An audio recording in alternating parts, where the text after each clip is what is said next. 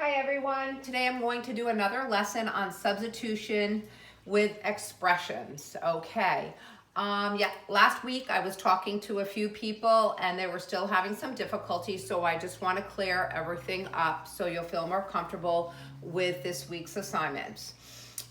One example that I found that some students had difficulty with was this type of thing right here, where you see two letters right by each other. Now in this situation, x equals 4 and y equals 3.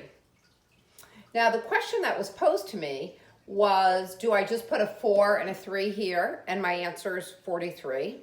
And I said, no, that's not the way we do it, because remember, when you have two letters next to each other, that means what? You're right, it means multiplication. We do x times y. So in this case, the value of x times the value of y.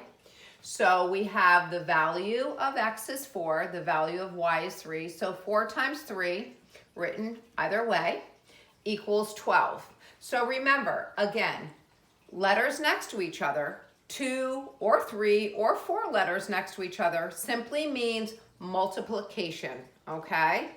Now we have something else that caused a little bit of difficulty last week, when we have a letter raised to a power. In this case, this is x to the second power. What this really means is x times x. We take x and we multiply it by itself the number of times that the exponent states. In this case, it's 2, so we do x times x. We are not doing 2 times x. You do not see a 2 in this expanded form. It tells you how many times to multiply the x by itself. So in this case, when x equals 5, we substitute the 5 in for the x. So it's 5 raised to the second power, or sometimes we say 5 squared. And expand it out, it's 5 times 5, which equals 25. Now, we can have different numbers up here for exponents. We could have x to the third power. Using x equals 5 in this second scenario, we can do 5 times 5 times 5. This 3 is not in this equation. Where you see the 3 is the number of times that you have multiplied x by itself. So let's go ahead and multiply this. 5 times 5, 25. And then we have to multiply it by another 5, this last 5. So 25 times 5 is 125. So this equals 125. All right, now let's do another example. This case, we have x equals 4 and y equals 5. So here we have a combination of the material that we have just learned. We have x squared plus xy. So we're going to substitute the value of x, which is 4 squared, plus we're going to take the values of x and y, which we said were 4 and 5, and we're going to put them right here. Now remember from last week's lesson that we're not putting an x between these two numbers. We are either putting parentheses, or sometimes people just put that little asterisk or little dot to mean multiplication. So again, 4 squared plus 4 times 5. Now, 4 squared means 4 times 4. Remember, we are multiplying 4 by itself twice. And then 4 times 5 simplifies to 20. So now we take our 4 times 4, we get our 16.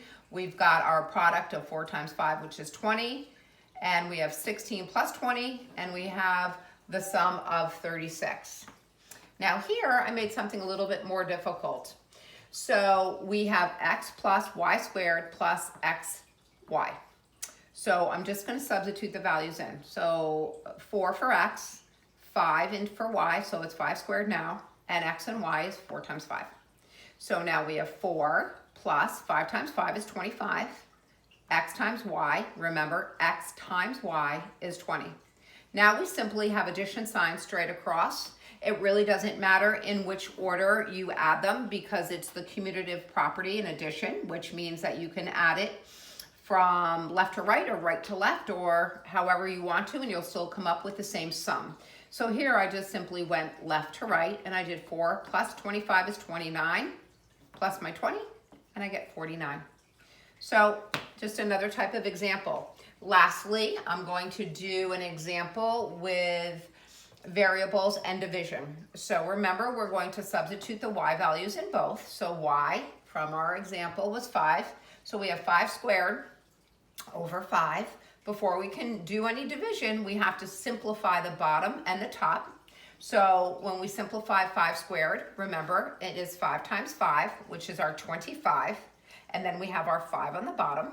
Now we simply do the division. 25 divided by 5 is 5. I know this is a lot and it's new, but don't worry, the more you do it, the better you're going to be. And I'll answer any questions that you might have in a live session tomorrow. Thanks.